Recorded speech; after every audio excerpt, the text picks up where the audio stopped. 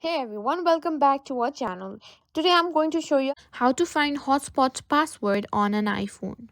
In today's video, we're going to show you exactly how to find your hotspot password on your iPhone. This especially is useful if you need to share your mobile data with others but can't remember the password. Let's dive right in. First, let's start by unlocking your iPhone and simply tap on settings. This is where we can control everything on your phone, including the hotspot settings. In the settings menu, simply tap on personal hotspot. You can do that by opening the cellular data and simply clicking on personal hotspot. And here you can simply find the password. As you can see, a Wi-Fi password. And here this is the password of your mobile data or your personal hotspot. If you want others to join, simply toggle this on. If you don't want others to join, simply turn that off. And that's it. That's how you simplify Wi-Fi.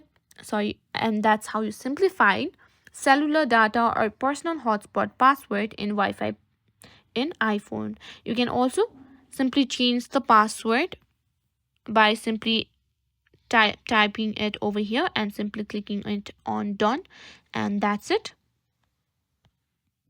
That's how you simply make the personal data personal hotspot password. If you found this video helpful, don't forget to like, share and subscribe to our channel.